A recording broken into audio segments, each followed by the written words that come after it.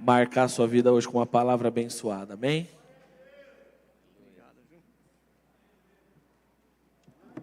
Glória a Deus. Graças, paz, irmãos, amém? Você pode falar, Deus é bom?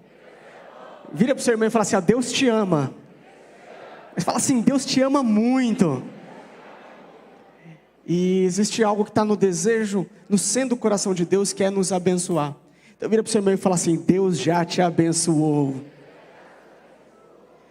O pastor Ricardo não está aqui pregando, ele está fazendo uma maratona de atendimentos, de discipulados, então hoje eu vou estar aqui com os irmãos, e eu creio que nós teremos uma noite abençoada em nome de Jesus, amém? Mas antes de nós irmos para a palavra, nós nessa segunda-feira fizemos nossa primeira reunião aqui no prédio com os empreendedores. Não sei se alguém estava aqui na nossa reunião, dá um glória a Deus, você que estava.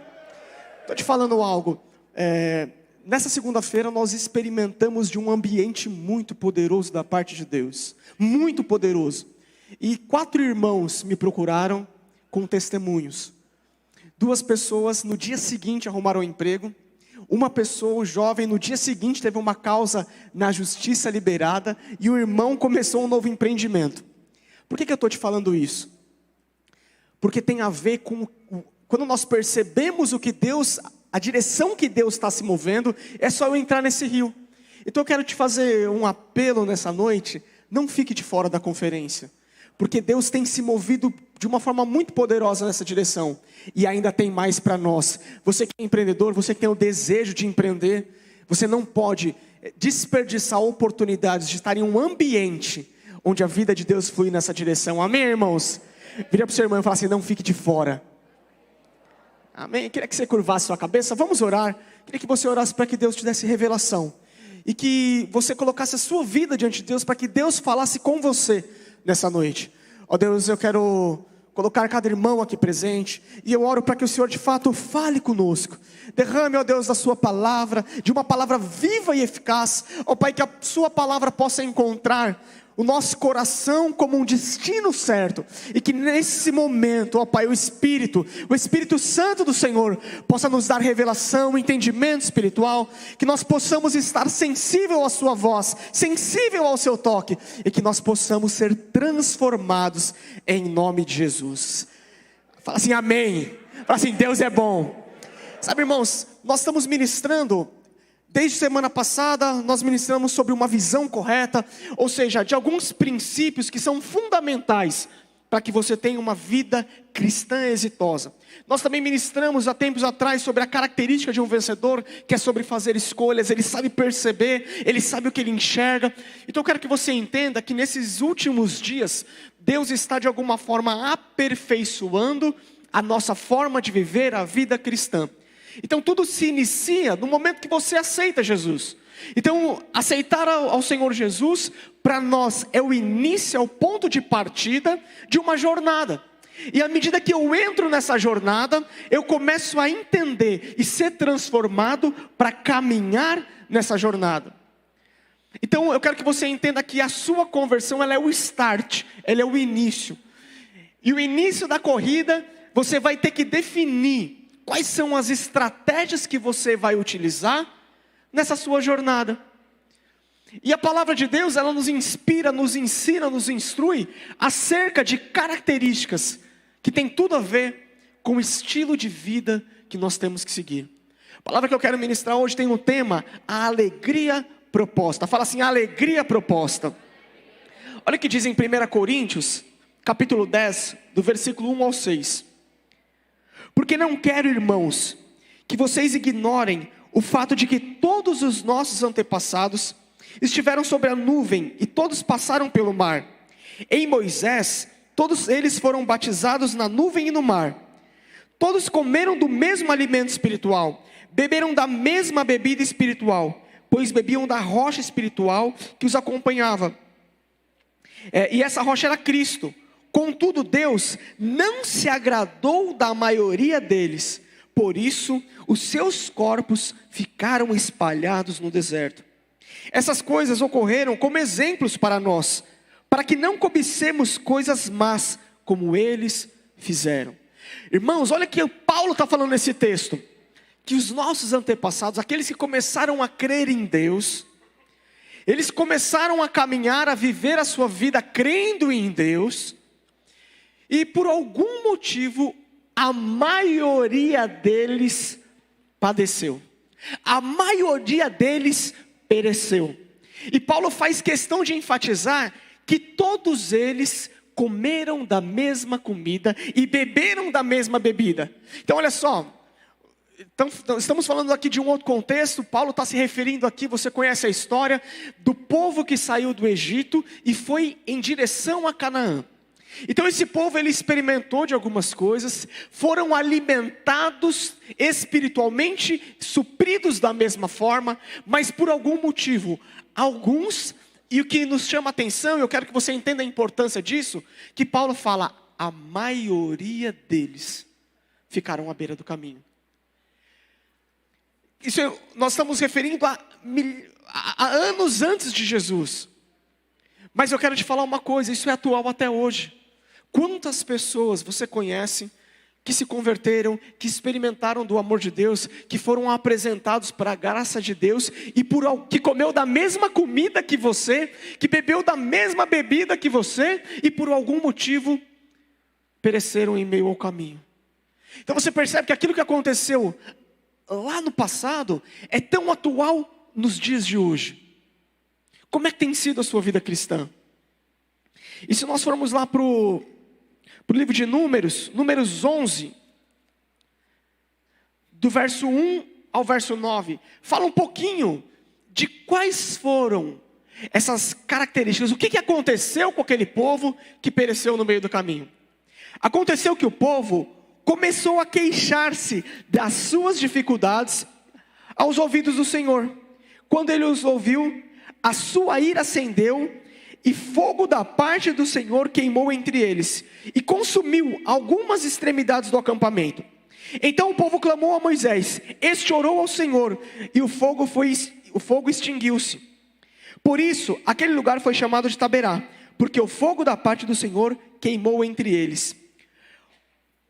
Olha só, um bando de estrangeiros que havia no meio deles encheu-se de gula, e até os próprios israelitas tornaram a se queixar e diziam, se tivesse carne para comer.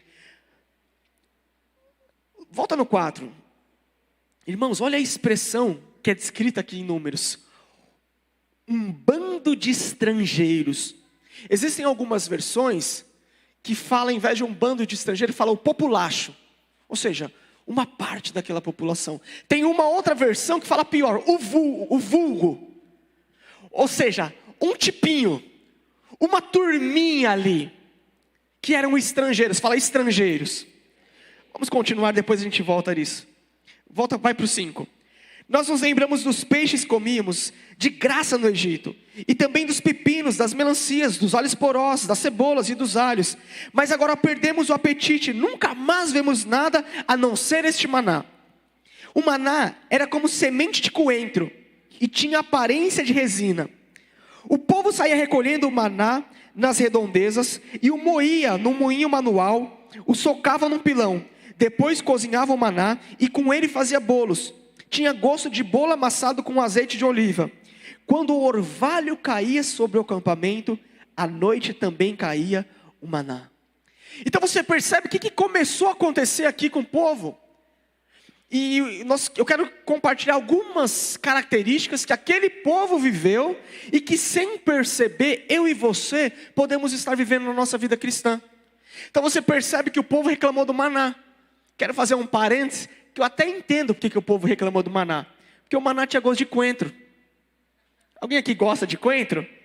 Misericórdia dos crentes. Não tem como gostar de uma coisa que tem gosto de coentro.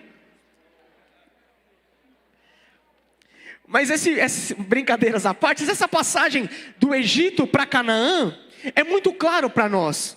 Mas eu quero te dizer algo. Nesse processo, existe algo que compete a nós, que se chama transformação. E dentro da transformação, qual é a minha parte, a sua parte? O que nós precisamos para ser transformado são de 3 coisas. Primeira coisa, você precisa de uma palavra, e uma palavra já foi liberada sobre a sua vida. A segunda coisa que você precisa do agir do Espírito Santo, e isso já foi liberado, já aconteceu lá em Pentecostes. Mas essas 2 coisas têm tudo a ver com o Senhor. A terceira coisa que nós precisamos para sermos transformados é cooperar. E cooperar tem a ver comigo e com você. Quero te fazer uma pergunta: você tem cooperado com o processo de transformação que Deus tem para a sua vida? Pergunta para o seu irmão: você tem cooperado com Deus? Porque a partir desse momento que você entende esse processo, se torna impossível de viver a vida cristã com o mesmo padrão que você vivia no mundo. Então às vezes você se converteu, conheceu o caminho do Senhor Jesus, foi transportado de um império para um reino, mas você está tentando viver com os mesmos princípios que o mundo vive. E é impossível viver a vida cristã de forma exitosa seguindo os mesmos princípios que o mundo vive. Então Deus te coloca num caminho de transformação, e o principal componente desse caminho de transformação se chama fé. Fala assim: fé. Olha o que eles fizeram. Lá em Números 11:1 que nós lemos, aconteceu que o povo começou a queixar-se das suas dificuldades aos ouvidos do Senhor. Então você começa a sua vida cristã cheio de fé, cheio de expectativa. Foi te apresentado o evangelho da graça, as boas novas, e você tomou isso como uma verdade, e você caminha a sua vida cristã cheio de expectativa. Porém, as dificuldades começam a acontecer. E quando as dificuldades começam a acontecer, será que essa sua visão de fé continua a mesma? Olha só, o povo era escravo no Egito. A opressão era tanta que o povo não queria ter filhos, ainda que cresciam. Porque como é que eu vou colocar um filho nessa opressão? E mesmo saindo desse contexto, na primeira dificuldade, que saudade do Egito. Saudade do alho poró, dos pepinos e das cebolas. Vamos trazer para o nosso contexto. Quando você foi apresentado para o evangelho, você ouviu acerca da graça de Deus. Você ouviu que há vida abundante disponível para você. Você ouviu promessas sobre o seu casamento. Você ouviu promessas sobre a sua vida financeira. Você ouviu promessas acerca dos seus filhos, acerca de tudo que você está inserido. Mas imagina só, você vindo de uma vida sob escravidão do inferno. Você ouve que tem uma vida abundante. Rapidamente o que você faz? Se abraça. Foi o que aconteceu com o povo.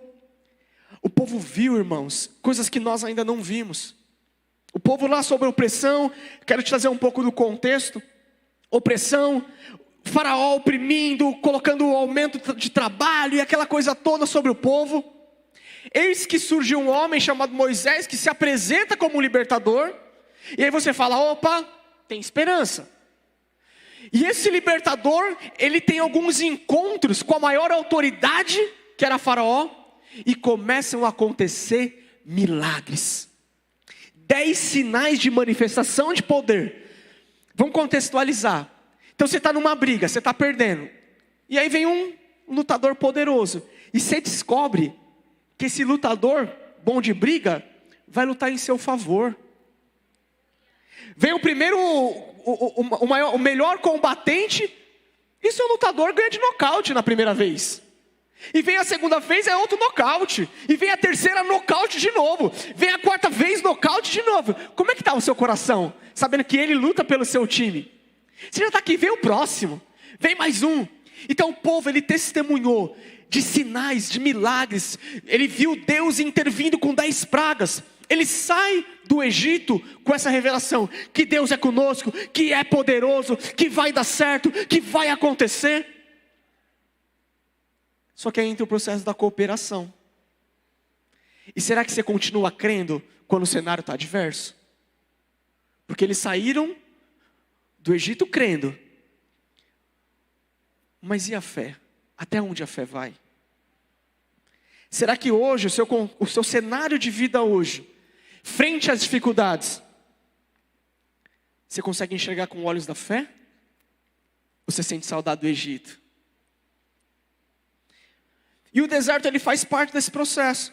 Por que o deserto faz parte desse processo? Porque o deserto na nossa vida, ele é um processo de extrair o DNA, a identidade de escravo, para imputar a identidade de filho.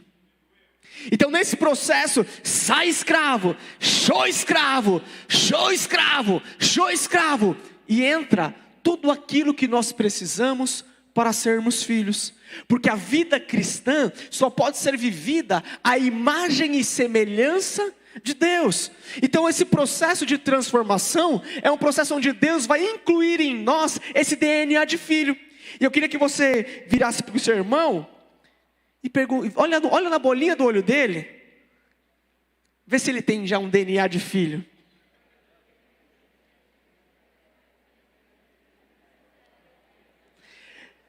Será que nós não começamos muito animados com as boas novas do Evangelho? E a gente começou, Deus é conosco, mas hoje esse ânimo já começou a não ser tão animado, porque as dificuldades começaram a acontecer. Então a primeira coisa, meu irmão, que você precisa entender, e o primeiro ponto que eu quero falar, você consegue enxergar que Canaã é melhor que o Egito? Está claro isso para você? Que Canaã é melhor do que o Egito? Porque para aquele povo não estava claro.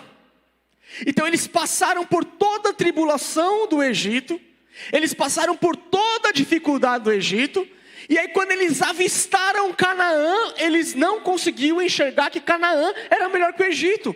Eles enxergavam o que Canaã? Gigantes e cidades fortificadas.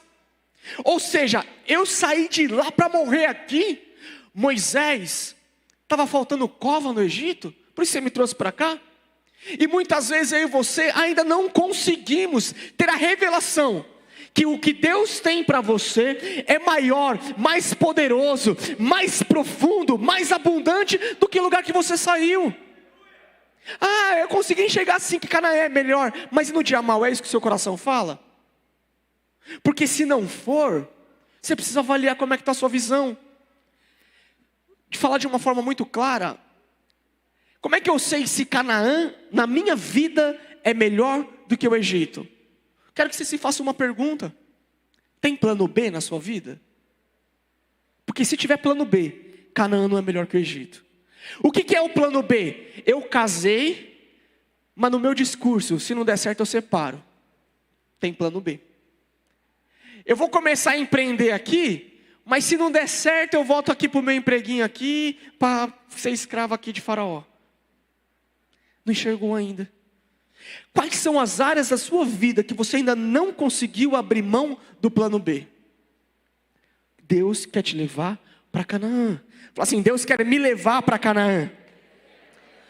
A Bíblia diz que, a Bíblia fala de uma parábola, de que um homem achou um tesouro de maior valor.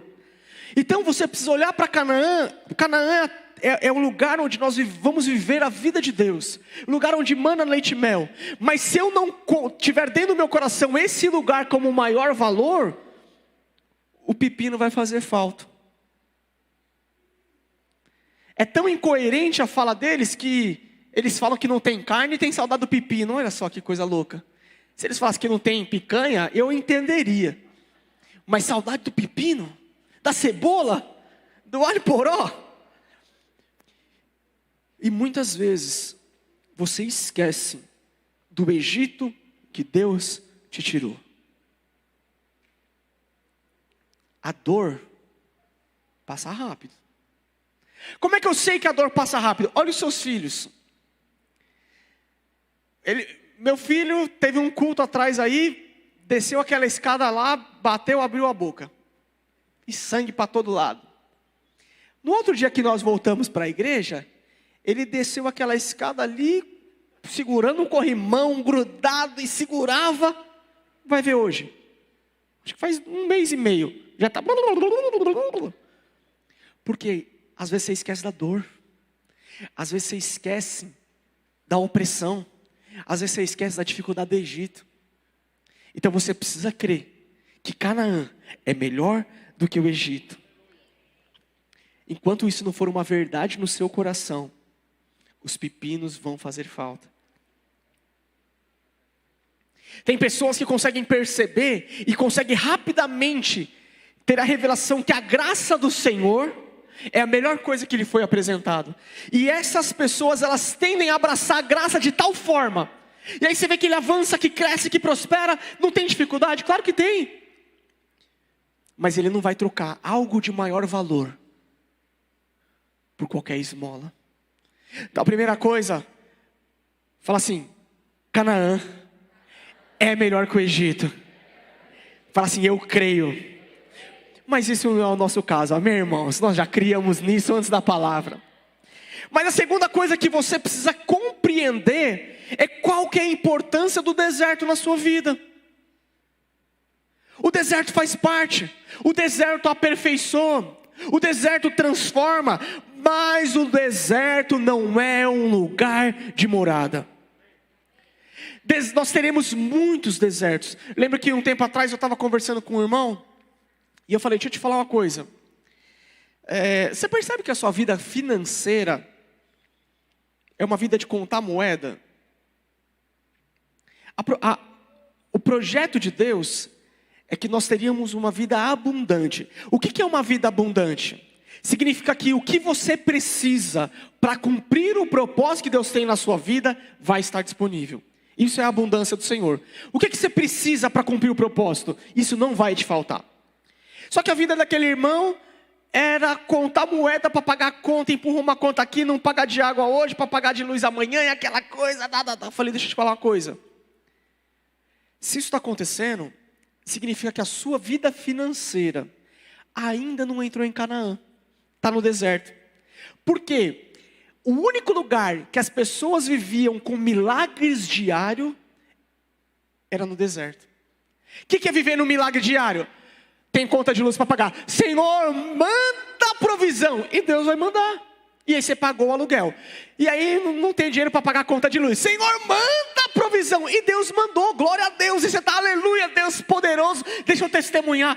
Nilson, você não sabe. Precisava pagar uma conta. Deus proveu. Deus mandou o dinheiro. Glória a Deus. Aleluia. E você dá glória.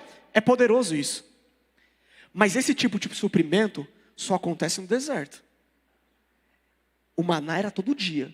Se não tem maná, morre de fome. A roupa não desgasta. Se a coluna de fogo não aparecesse, acabou. Se a nuvem não andasse, acabou. Se a rocha não desse água, acabou. Mas esse não era o alvo. Era um processo. O alvo é Canaã, vida abundante. Então o deserto para nós não é um lugar de morada.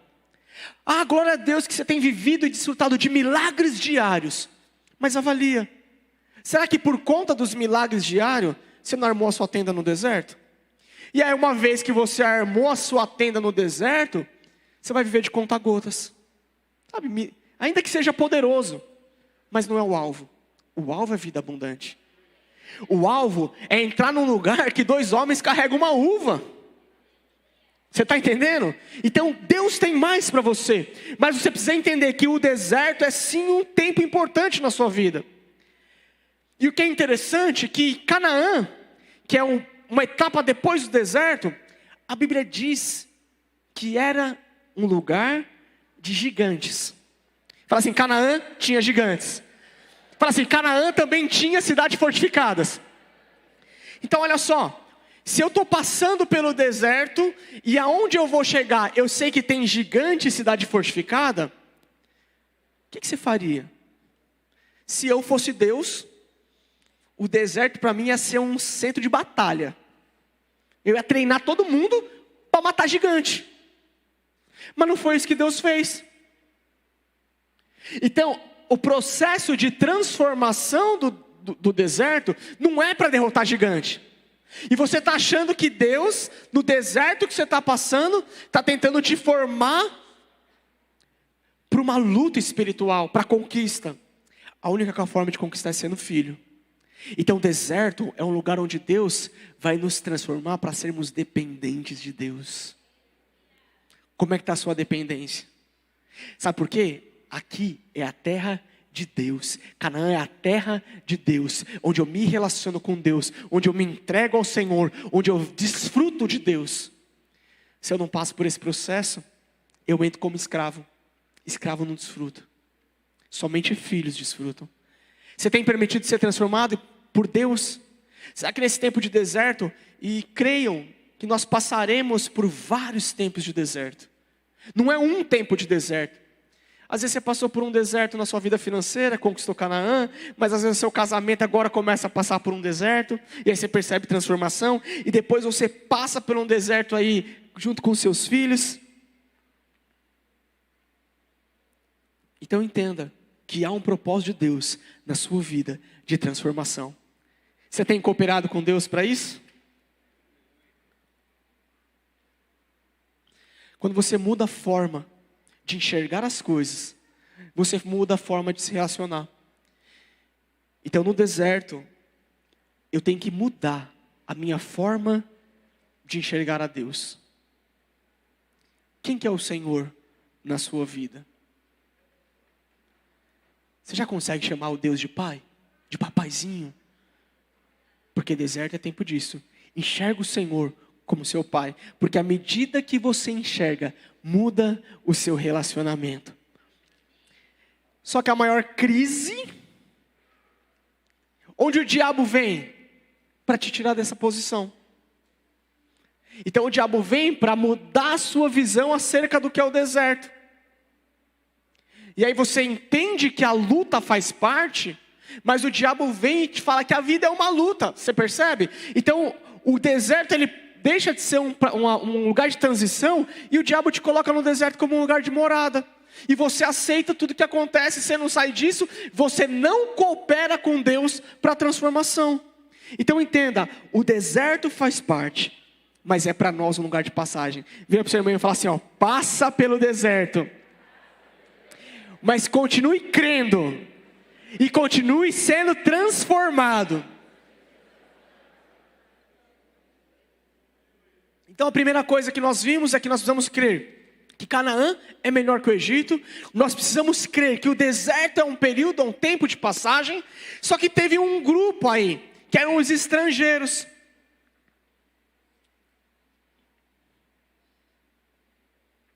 E aqui, irmãos, tem um detalhe muito importante dos estrangeiros. Olha só. Coloca o Números 11, verso 4. Um bando de estrangeiros que havia no meio deles encheu-se de gula, e até os próprios israelitas tornaram a queixar-se. O que Deus está falando através da sua palavra? Sobre murmuração.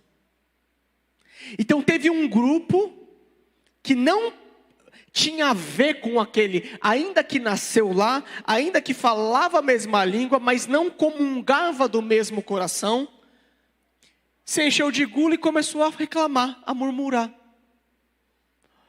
E à medida que eles murmuravam, as outras pessoas começaram a ser contaminadas. Juntou uma rodinha e começou a falar, nossa, lá no deserto, a gente não passava por isso não. Aí o povo ouviu aquilo e falou, é verdade, a gente não passava por isso não. Aí começou, a gente saiu daqui para quê? Vamos trazer para o contexto de hoje, né? Já que a gente não tinha Faraó nessa figura, vamos trazer para o contexto de hoje.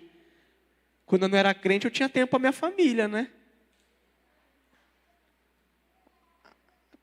Quando eu não era crente, parece que a vida financeira ia até melhor, né?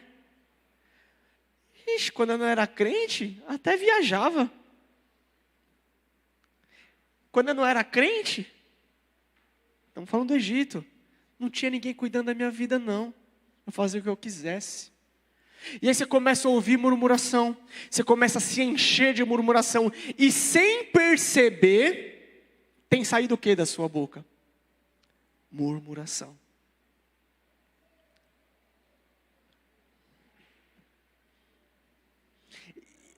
Quem murmura, normalmente são pessoas que ainda não tiveram a revelação. Olha o que Jesus disse: no mundo nós teríamos aflições, mas tenha bom ânimo, porque eu venci o mundo. O que Jesus estava dizendo? Olha, na sua vida cristã vão ter sim dificuldades, mas mantenha o espírito reto, Mantenha o espírito correto. Tem bom ânimo, tem a ver com a sua postura espiritual. Se mantenha firme naquilo que você crê. Porque nisso, se permanecendo firme, você está olhando para mim. E eu venci o mundo. Mas muitas vezes na nossa boca sai murmuração. Você não precisa me responder nem dar glória a Deus. Mas quantas vezes ao invés de abençoar o seu marido, você reclamou do que Deus te deu? Quantas vezes ao invés de abençoar o seu serviço, você reclamou do serviço que Deus te deu?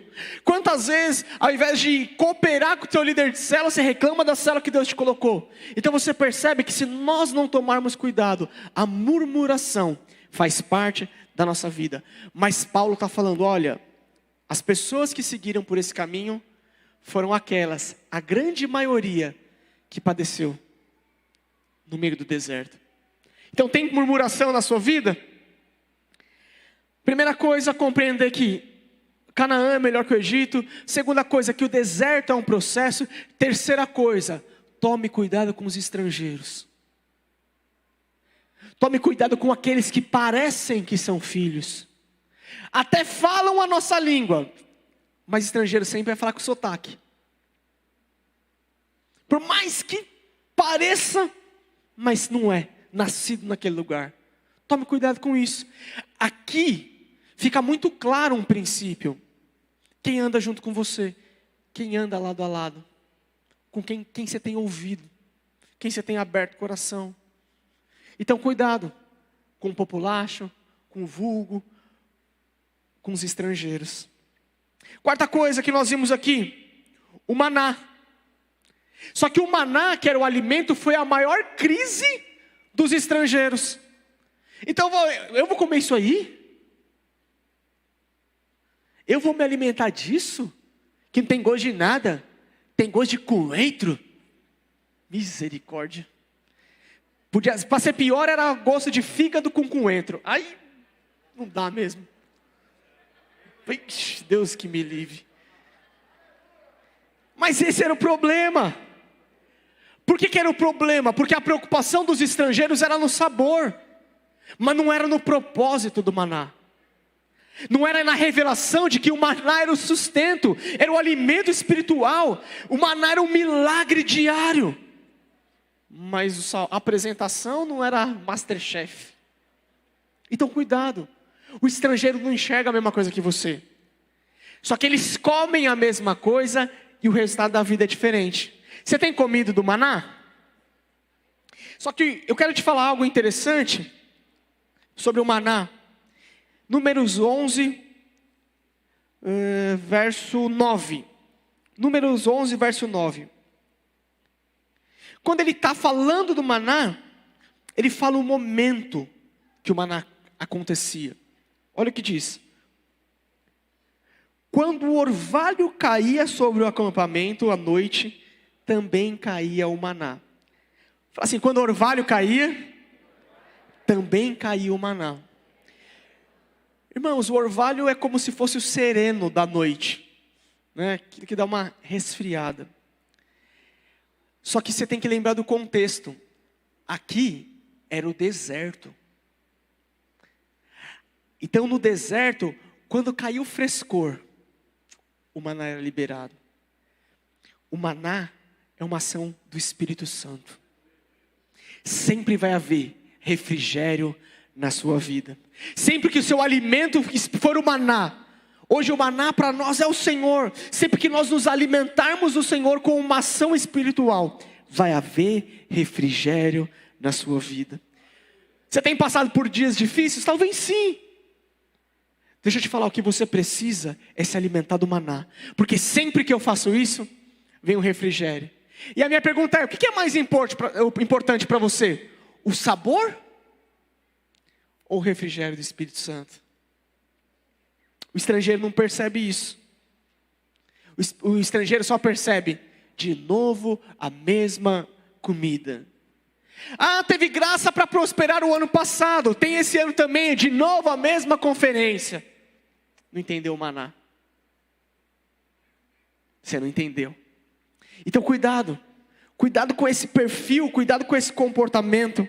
Cuidado em não entender o propósito de Deus.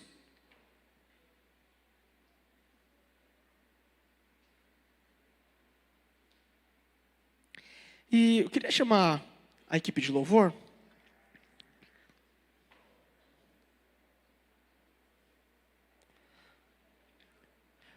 O maná ele caía no orvalho, mas ele era colhido pela manhã. Então o maná caía à noite. Se a gente pegar uma linha do tempo, à noite começava o orvalho, derramava-se o maná, mas ele era colhido de manhã. E olha o que a Bíblia fala, que às vezes o choro dura uma noite, mas a alegria vem pela manhã. Deus, para aqueles que são filhos, sempre tem um maná diário. Mas será que você tem disposição de durante a manhã colher esse refrigério para a sua vida? Então eu queria que você avaliasse tudo isso. Avaliasse esses princípios, avaliasse essa forma de viver a vida cristã. E entendesse que os erros do passado, para nós, servem como exemplo. Você quer ser um crente vencedor? Você quer tocar nos sonhos que Deus tem para você? Abra mão hoje desses princípios que levaram a maior parte a perecer. E qual que é meu maior desafio e o seu todos os dias? É que Deus, Ele já comissionou um sonho no seu coração. Já existe um propósito, um endereço. O que eu quero dizer com o endereço? A promessa. Então há uma promessa sobre o seu casamento. Então Deus já falou no seu coração que você teria um casamento abençoado. Há uma promessa sobre as suas finanças. Há uma promessa ministerial. Há uma promessa sobre a sua cela. Ou seja, há um endereço. O que Deus está falando quando Ele nos libera uma promessa? Você vai chegar nesse lugar. Só que às vezes, por não compreender essas verdades, eu e você somos seduzidos a chegar em lugares semelhantes. Parece a promessa, mas não é. Parece que eu entrei em Canaã, mas eu só estou aqui olhando. E você se conforma com isso. Em viver aquilo que parece ser o que Deus tem para você.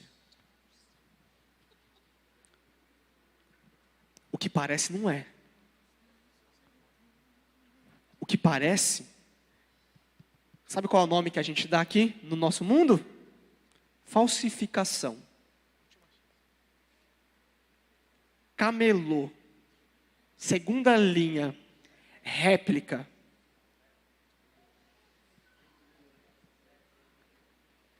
Às vezes você se contenta com isso.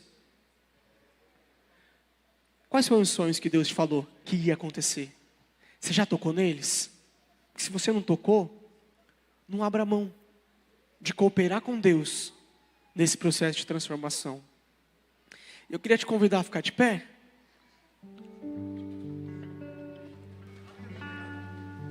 Porque o propósito de Deus não era te alimentar com coentro.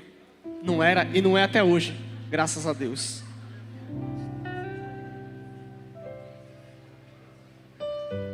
O propósito de Deus é te levar num lugar onde 2 homens precisam carregar uma uva. Você está entendendo? O que é um coentro? Perto de uma uva onde 2 homens precisam sustentar o seu alimento. Mas quem não come o coentro, não come a uva.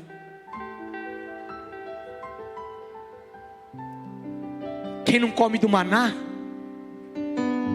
não entra no desfrute.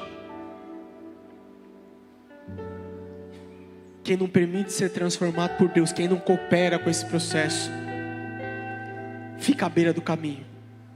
Por que disso? É muito simples. Porque Deus nos chamou para vivermos uma vida de comunidade, de comunhão, estarmos juntos. O propósito de Deus era só dar uma uvona? É claro que não. O propósito de Deus era você precisar do irmão para se alimentar. Aqui em Canaã não dá para viver sozinho não. Até para comer, me ajuda aqui, meu irmão. Carrega esse cacho comigo. Deus nos fez para isso. Esse é o primeiro propósito: vivermos, andarmos em comunidade. Só que não é só viver em comunidade, nós somos chamados para viver em unidade. Viver juntos, mas com um propósito. Vivermos juntos com um só coração. Vivermos juntos como filhos. Foram libertos da posição de escravos.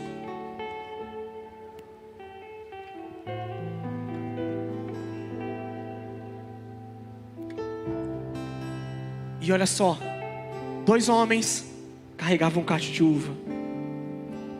E a Bíblia diz que onde 2 ou mais estiverem reunidos, ali também estará o Senhor. Você percebe? Como é que eu vou estar reunido com o meu irmão? Só se nós passarmos juntos pelo processo de transformação. Aqueles que abandonaram isso não fizeram história. Aqueles que abandonaram isso não tocaram no sonho. Aqueles que abandonaram isso morreram murmurando no deserto.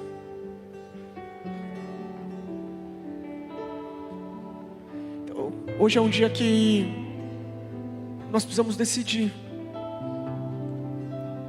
andar por uma vida cristã de forma madura. Mas eu nem estou arrepiado, nem estou emocionado hoje. Glória a Deus por isso. Mas não está nem caindo lágrima do meu rosto. Glória a Deus por isso. Porque vão ter momentos que a sua resposta é uma decisão. E hoje é dia de decisão. Hoje é dia de escolha. Hoje é dia de decidir que tipo de sonho eu não vou abrir mão de tocar em Deus. Outra coisa que aconteceu no deserto: as roupas não se desgastavam. E às vezes a sua murmuração é porque você quer usar uma roupa que não foi feita para você.